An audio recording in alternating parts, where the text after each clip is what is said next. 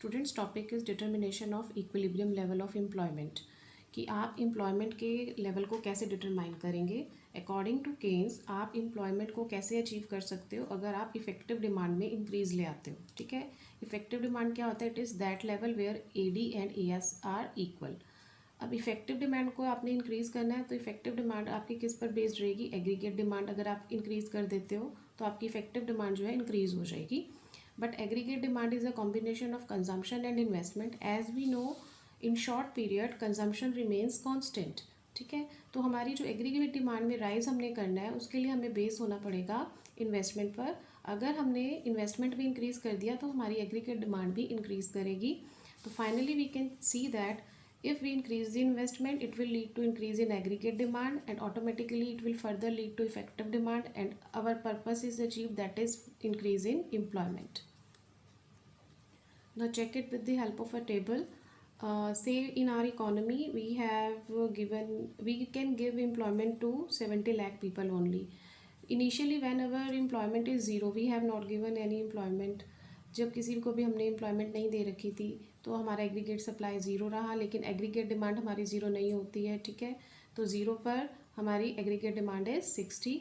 After that we can see that कि अगर हमारी एग्रीगेट डिमांड इंक्रीज़ हो रही है फिर हम क्या करेंगे? उस डिमांड को पूरा करने के लिए हम लोगों को एम्प्लॉय करेंगे जिससे एग्रीगेट सप्लाई बढ़ेगी और धीरे धीरे फिर क्या हो रहा है? एग्रीगेट डिमांड फिर बढ़ रही है और ये यहाँ तक इस पॉइंट तक हमने देखा कि इस पॉइंट तक हमारी एग्रीगेट डिमांड जो है वो राइज़ कर रही है एग्रीगेट सप्लाई से। तो जब भी एग्रीगेट डिमांड राइज़ करेगी हम लोगों को रोज़गार देते रहेंगे। फिर हमने देखा जब हमारी इकोनॉमी में 50 लाख लोगों को क्या मिल गई? एम्प्लॉयमेंट मिल गई है। उस पॉइंट पर एग्रीगेट डिमांड और एग्रीगेट सप्लाई दोनों इक्वल हो रहे हैं। ये इक्विलिब्रियम की सिचुएशन है। लेकिन अभी भी हमारी इकोनॉमी में इतने लोग रहते हैं, हमने टोटल देखा था 70 लाख लोग थे जिनको हम एम्प्लॉयमेंट दे सकते थे, बट 50 लाख की सिचुएशन पर पहुंचकर इक्विलिब्रियम आ गया। तो ये कौन सी सिचुएशन हुई? अंडर एम्प्लॉयमेंट इक्विलिब्रियम, क्योंकि अभी लोगों को पूरी तरह से रोज़गार नहीं मिला हुआ है। ठीक है, अब इसके बाद देखिए अगर हम उसके बाद भी क्या करते हैं? लोगों को रोज़गार देते हैं तो इस सिचुएशन में क्या रहेगा? एग्रीगेट डिमांड कम रहेगी एग्रीगेट सप्लाई से। तो जो ट्रेंड रहा एम्प्लॉयमेंट का वो क्या रहा? Fall after the achievement of the under employment equilibrium. इसको डायग्राम की हेल्प से समझेंगे बेटे। ये हमने ले लिया एक्स एक्सिस पर आप क्या लेंगे? एम्प्लॉयमेंट, और वाई एक्सिस पे क्या लेंगे आप लोग? Expected receipts, aggregate demand and aggregate supply. तो पहले सबसे पहले आप बनाएंगे एग्रीगेट सप्लाई का।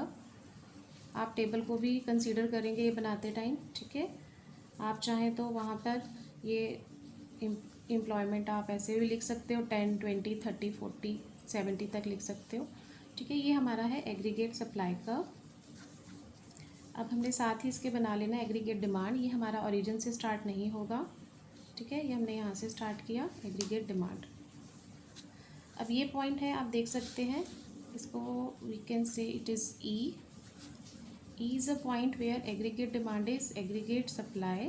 ठीक है, अब यहाँ जहाँ भी एग्रीगेट डिमांड और एग्रीगेट सप्लाई इक्वल होते हैं वो सिचुएशन होती है आपकी इफेक्टिव डिमांड की।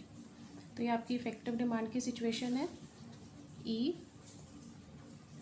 से यहाँ पर आपने 50 लाख लोगों को एम्प्लॉयमेंट दी थी। आप टेबल में भी देख सकते हैं कि इस पॉइंट पर जो है आपकी इक्विलिब्रियम सिचुएशन होगी जब आपने 50 लाख लोगों को एम्प्लॉयमेंट दिया था। अगर आपका ये एम्प्लॉयमेंट लेवल किसी वजह से कम हो जाता है, ठीक है, say it comes down to 40 lakh, तो इस सिचुएशन में क्या होगा? आप ये देख सकते हैं यहाँ पर इस पॉइंट पर एग्रीगेट डिमांड जो है वो ज़्यादा है और एग्रीगेट सप्लाई जो है वो कम है। Say it is point B and it is point A. तो here you can check aggregate demand is greater than aggregate supply. तो अभी हमने देखा था कि जब भी एग्रीगेट डिमांड ज़्यादा होती है तो उसमें क्या होगा? आपको क्या करना पड़ेगा? लोगों को एम्प्लॉयमेंट देनी होगी ताकि एग्रीगेट सप्लाई भी राइज करे। अब यहाँ पर आपने एम्प्लॉयमेंट दी तो वापस आप कौन सी सिचुएशन पर पहुँच जाएंगे? एट पॉइंट ई, जहाँ एग्रीगेट डिमांड और एग्रीगेट सप्लाई इक्वल है। अगर हम फिर कहते हैं कि फर्दर किसी वजह से हमारी जो एम्प्लॉयमेंट है वो हमने राइज़ कर दिया है 60 लाख तक। ठीक है, हमने 60 लाख लोगों को जो है एम्प्लॉयमेंट दी है। अब इस सिचुएशन में देखिए ये दो पॉइंट है, इसको नेम दे देते हैं डी एंड सी। अब यहाँ पर देखिए क्या है? Aggregate supply is greater than aggregate demand. अब एग्रीगेट डिमांड कम हो गई है, जब एग्रीगेट डिमांड कम हुई है तो फिर से लोगों को क्या होगा? एम्प्लॉयमेंट कम मिलेगी और वापस हम कौन सी सिचुएशन पर पहुँच जाएंगे? अंडर एम्प्लॉयमेंट इक्विलिब्रियम की सिचुएशन। और अंडर एम्प्लॉयमेंट की सिचुएशन का मतलब कौन सा point, E point, where AD is equal to AS। तो स्टूडेंट्स अभी आपने देखा कि हम इकोनॉमी में अगर सभी लोगों को एम्प्लॉयमेंट नहीं देते तब भी हम इक्विलिब्रियम की सिचुएशन को अचीव कर सकते हैं, which is known as under employment equilibrium. अब हम देखेंगे कि उस सिचुएशन से हम फुल एम्प्लॉयमेंट की सिचुएशन को कैसे अचीव करेंगे। देखिए ये डायग्राम है, एक्स एक्सिस पर हम ले लेते हैं एम्प्लॉयमेंट एंड वाई एक्सिस पर we will take expenditures. It is our aggregate supply curve which will become parallel to y-axis after a certain point, and it is our AD, aggregate demand. At this point you can see equilibrium point, it is known as under employment equilibrium, and आप जहाँ पर ये aggregate supply curve आपका parallel हो जाता है, ये situation होती है full employment की, ठीक है, ये वाली situation। अब लेकिन उससे पहले ही आपके पास क्या आ रहा है, एग्रीगेट डिमांड और एग्रीगेट सप्लाई जो है वो इक्वल हो रहे हैं। ये ई पॉइंट जो है where AD is equal to AS, और ये है हमारी कौन सी सिचुएशन, अंडर एम्प्लॉयमेंट इक्विलिब्रियम। अब देखिए शॉर्ट पीरियड में केन्स कहता है कि जो एग्रीगेट डिमांड है अगर हम उसको इंक्रीज़ कर दें तो हमारी इफेक्टिव डिमांड इंक्रीज़ होगी और अल्टीमेटली हमारी एम्प्लॉयमेंट भी इंक्रीज़ हो जाएगी। लेकिन शॉर्ट पीरियड में जो हमारा एग्रीगेट डिमांड है, we know that it is a combination of consumption and investment, and short period में कंजम्पशन आपकी क्या रहती है, कांस्टेंट। तो एग्रीगेट डिमांड को हम तभी इंक्रीज़ कर सकते हैं अगर हमारी इन्वेस्टमेंट इंक्रीज़ हो रही है, ठीक है। इससे हमारी इन्वेस्टमेंट इंक्रीज़ हुई जिसकी वजह से एग्रीगेट डिमांड जो होगा वो शिफ्ट कर जाएगा टू दी अपवर्ड। पहले हम ये देखते हैं कि इस पॉइंट पर ये देखिए ये हो गया OY लेवल, और यहाँ पर ये हमारा हो गया, इसको नेम दे देते हैं OM, एक्सपेंडिचर, ठीक है।